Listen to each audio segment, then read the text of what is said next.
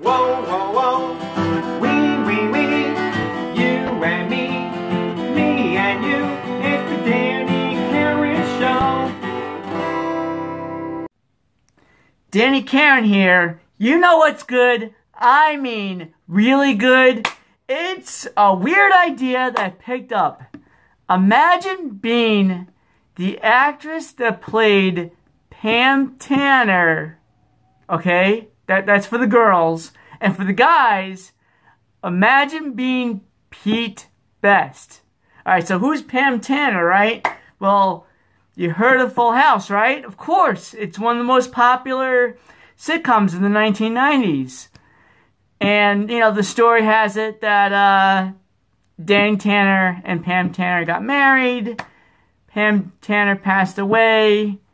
And he brought in his brother-in-law and a friend from college to help raise his daughters, because there's 3 of them, there's only 1 of him. And the cost of babysitting is huge. So, you know, to cut down costs, he brings in his 2 friends to live with him and help raise his daughters. And, well, that's the idea of it. And we lost connection. Ah, we're back on. We're back on. Anyway, so in one scene, in one episode, they got an actress to play Pam Tanner, and you never saw her again. She disappeared from the face of the earth.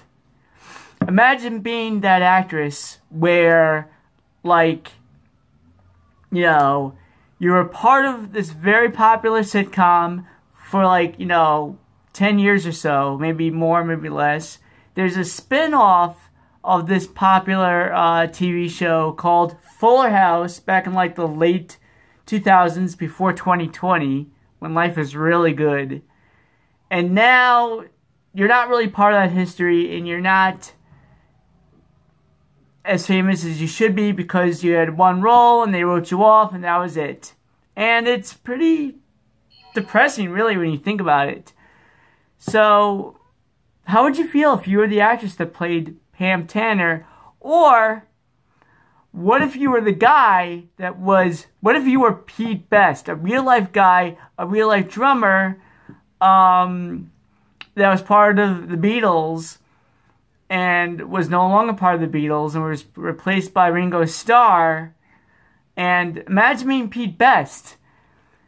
You know, he had the chance to be part of one of the best rock and roll bands ever in the history of the world, and he's no longer part of that band, and it's just like, how could you live with yourself, you know, no longer being part of the Beatles, and you're Pete Best? Like, Pete Best, how do you feel?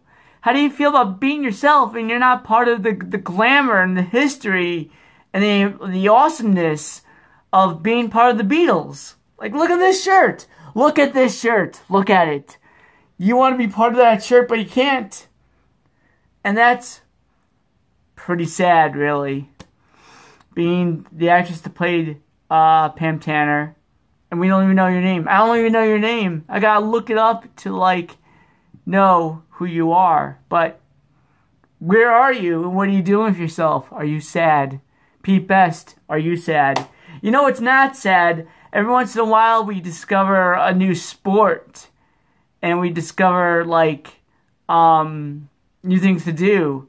So there's a new sport in town called disc golf.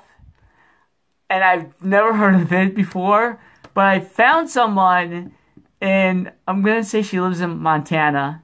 Maybe that's not the case. But she lives, well, we'll just say in Montana. She'll correct me later, right? Anyway, my friend Diana lives in Montana, and, well, I want her to tell us more about this awesome sport called disc golf! So, Diana, come on down! Yay! Here she is. Do do do do do do do. Boop boop. So super excited to be on the show. Thank you. Super excited to have you on the show. So, could you tell us, how did you discover disc golf? So I first heard about it. I had never heard about it my whole life. I was about 28, 29 years old. I was living in Maryland at the time. And I live in Minnesota now, by the way, very close. It's all M's. So yeah, Montana, Minnesota, it's all in the Midwest, same thing. But I was in Maryland and I made some friends while I was living down there, and they were all avid disc golfers. This is what they do pretty much every free moment that they have from work. They have a happy hour, they call it, on Friday nights, just around 5 o'clock, where tons of people show up, and it's really casual. It's also organized as well, where you can participate in tournaments, and there's sanctioned events, and there's rules. But for the most part, it's just a whole lot of fun. So I was just observing, a spectator, I guess you would call it, hanging out, drinking with them, just walking and watching, and they were so good. It was extremely intimidating.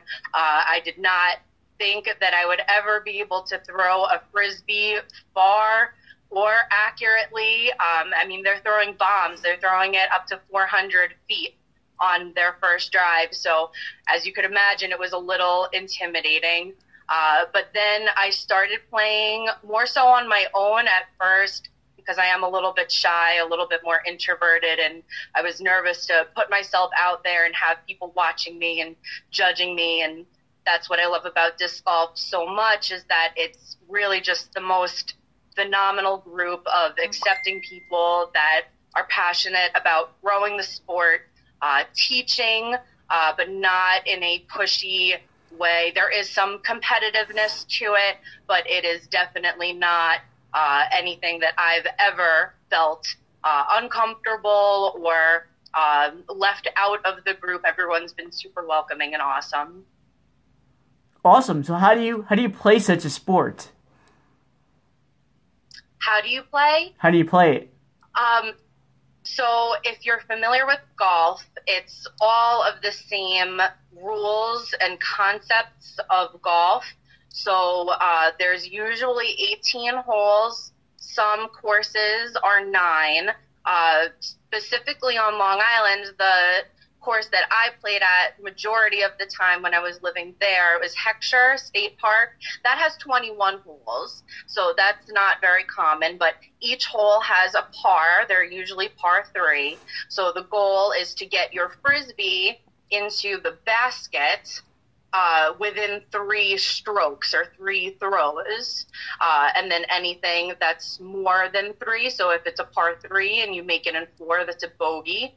5 would be a double bogey, and so forth. If you get a par 3 in 2 shots, then that would be a birdie. And obviously, if you get it in 1, which is not very common, but it is achievable. I've never had one, but it's called an ace, or a hole-in-one. Wow. So, Heckscher State Park would be the only place on Long Island that you can play this game? Well, there's currently 3 courses on Long Island. Heckscher, I believe, is the most popular and most used. There's also a course in Calverton, that's near Riverhead. It's called Long Island Sports Park, if you want to Google that or put it into maps. And then there's also one in Cedar Beach on the South Shore, just near Robert Moses in the town of Babylon. All right. So do you have any tips for people that want to play in the future, such as myself? The first thing I would do if you are from Long Island is visit the Long Island Disc Golf page, also known as LIDG, L-I-D-G. It is, again, the most amazing group of people I've ever seen. If you want to try out the course for the first time, you just post on the page. So this way you're not like, where do I go next? Okay, so I found T1, but where's the basket? Where's T2? So anyone would probably be willing to meet up with you if you post that you're a first timer or a beginner.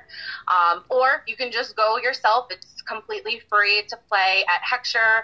There's no course fees. There is a parking fee from Memorial Day to Labor Day, and I believe that's $10. It might be $12 though. Awesome. It's something that I would definitely check out. Go ahead. You need discs, right? Yeah. So if you don't have your own discs, there's two ways that you could go about it. If you reach out on the page and somebody wants to meet up with you, most likely someone will let you borrow a driver, a mid-range, and a putter.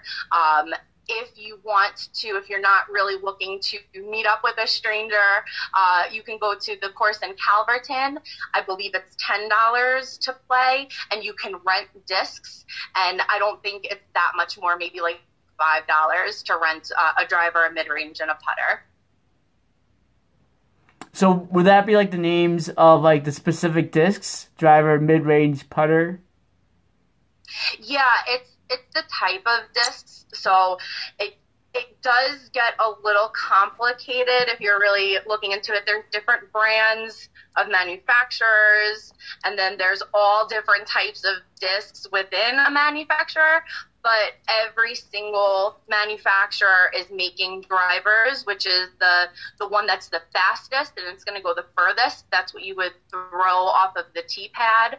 A mid-range is for a shot that you're not necessarily looking to get it in the basket, but you want to get it as close to the basket as possible. And then your putter is when you're within, let's say, 50 feet or less to the basket, and that's what that you're trying to run it into the basket at that point. Right. So do you think people like have like special like rituals that they do before the game, or like I don't know, like do they click their heels together like Dorothy, like, or do they just go and play? Not that I've noticed. I think and I think I do it too. There's little motions, I guess, that people do to prepare for their throw. Whether it's the first throw, I see a lot of people making like circular motions with their hand and the disc. I don't know if that's maybe to loosen up their wrist. Mm-hmm. I know that personally when I'm about to putt, I'm trying to get it into the basket. I kind of line it up and visualize my throw going in. So it probably looks a little funny to other people. I don't even realize that I'm doing it. I realized if somebody's, recording me and I'm watching it after the fact. Right.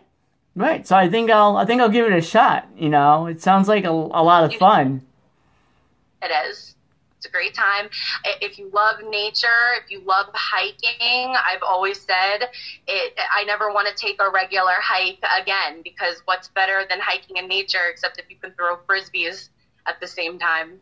That's true. So I'd like to thank you for so much, coming all the way from Minnesota to be here on the show. And it's an absolute pleasure to speak with you. And thank you so much. Thank you. You're awesome. So we will talk later in life. Okay, sounds good. All right, see ya. Okay, bye.